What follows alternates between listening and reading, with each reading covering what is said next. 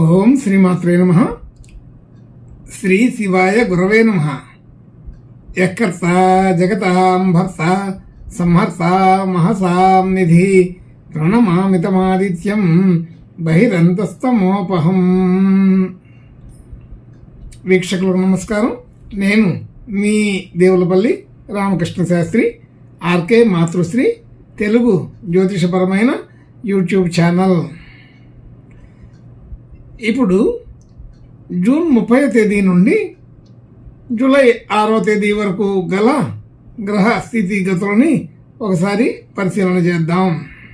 మిథున రాశిలో రవి శుక్ర గ్రహాలు, కర్కాటక రాశిలో బుధ గ్రహం, కన్యా రాశిలో కేతు గ్రహం,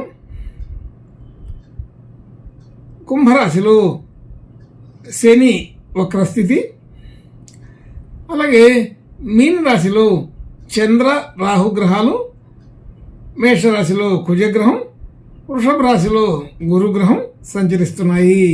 ఇటువంటి గ్రహ సంచారాన్ని అనుసరించి ఈ వారం రాశులకి వార ఫలాలు తెలుసుకుందాం. ఓం శ్రీమాత్రే నమః. ఇప్పుడు మీనరాశి వారి గురించి తెలుసుకుందాం. మీనరాశిలో చంద్ర రాహు గ్రహాలు, అలాగే 2వ స్థానంలో కుజగ్రహం, 3వ స్థానంలో గురుగ్రహం, 4వ స్థానంలో రవి శుక్రగ్రహాలు, 5వ స్థానంలో బుధగ్రహం, అలాగే 7వ స్థానంలో కేతుగ్రహం, అలాగే 12వ స్థానంలో శనిగ్రహం వక్రస్థితిలో ఉండి ఉన్నాయి. ఇటువంటి స్థితిగతులు కలిగినటువంటి ఈ వారంలో ఈ మీనరాశి వాళ్ళకి గత కొంతకాలంగా చూడనటువంటి మంచి శుభ లక్షణాలు ఈ వారం కనబడుతున్నాయి. అయితే ఈ వారం మధ్య నుండి కొంత అనుకూలత పెరుగుతోంది. కాబట్టి అన్ని అనుకూలమైన పనులే అవుతాయి. అయితే మనం ముందరి నుంచి అనుకున్నటువంటి ఎప్పటి నుంచో ప్రణాళిక ఉన్నటువంటి పనులు ఈ వారంలో మరలా ప్రయత్నం చేయండి, పూర్తవుతాయని అర్థమవుతుంది. అలాగే ధన విషయంలో ఇబ్బందులు ఏమి ఉండవు, అనుకూలమైన పరిస్థితులే ఉంటాయి. అలాగే భూమి సంబంధించిన విషయాల్లో వివాదాలు తొలగిపోతాయని అర్థమవుతుంది.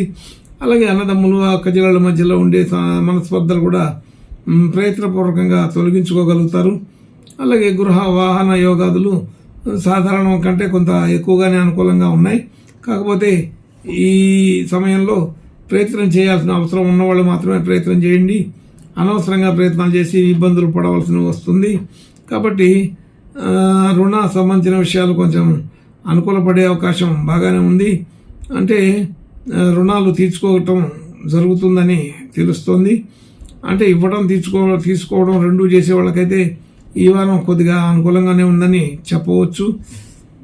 అలాగే ఆరోగ్య సంబంధించిన విషయాల్లో కొంత మెరుగుపడే అవకాశం ఉంది. చిన్న చిన్న సమస్యలు వచ్చినా తొలగిపోతాయని అర్థమవుతుంది. అలాగే భార్యాభర్తల మధ్య కూడా ఈ వారం కొంత అనుకూలత పెరిగే అవకాశం ఉంది.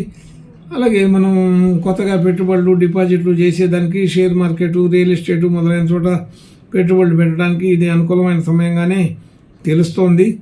అలాగే భాగ్యస్థితి వృద్ధి అవుతుంది. మనం గతంలో తీసుకున్న భూములకి విలువ పెరుగుతుంది.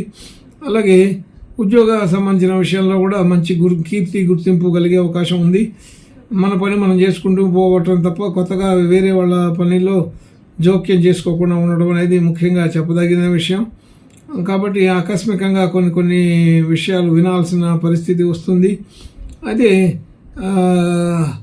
కొన్ని చెడు వార్తలు కూడా వినే అవకాశం ఉంటుంది. కాబట్టి అటువంటి విషయాలని దానికి తగినట్టుగా స్పందించండి. అతిగా దేనిలో కూడా స్పందించటం కుదరదు. ఈ వారం అంత జాగ్రత్తగానే ఉండాలి. మనం చేసిన పనులకి వాటికి గుర్తింపు వచ్చే గౌరవం కలిగే అవకాశం ఉంది. గౌరవం, కీర్తి, ప్రతిష్టలు పెరుగుతాయని తెలుస్తుంది. అలాగే ఖర్చులు విషయంలోకి వస్తే సాధారణమైన ఖర్చులే ఉంటాయి, దానికి ఎక్కువగా ఉండవు. కానీ చేసిన పనులలో కొంత శాతం వృధా ప్రయత్నం కూడా అయ్యే అవకాశం ఉంటుంది. కాబట్టి కొంచెం జాగ్రత్తగానే ఆలోచన చేయండి. సాధారణంగా ఎక్కువ ఖర్చులు ఉండవు, కానీ ఆ ఉన్న ఖర్చుల్లో కూడా కొంత వృధా అయ్యే అవకాశం ఉందని అర్థం. అలాగే విదేశాలకు వెళ్ళే ప్రయత్నం చేసే వాళ్ళకి ఇది అనుకూలమైన సమయంగానే తెలుస్తుంది. అలాగే ఉద్యోగంలో మార్పులు చేర్పులు కోరుకునే వాళ్ళకు కూడా ఇది సరైన సమయంగానే తెలుస్తుంది. కాబట్టి ఈ వారం కొత్త ప్రయత్నాలు చేసే వాళ్ళకి ఈ మీన రాశి ద్వారా చాలా రోజుల తర్వాత అనుకూలపడే అవకాశాలు కనపడుతున్నాయి. క్రమక్రమంగా ప్రయత్నించండి, ఫలితాలు బాగానే ఉంటాయి. ఇంకా కూడా ఈ మంచి శుభ లక్షణాలు కలగడం కోసం ఈ మీనరాశి వాళ్ళు బాగా అనుకూలమైన పరిస్థితులు చూడడం కోసం దత్తాత్రేయ స్వామి ప్రార్థన నమస్కారాలు చేసుకుంటే బాగా ఉంటుందని తెలుస్తోంది. శుభం భూయాత్. ఓం శ్రీమాత్రే నమః.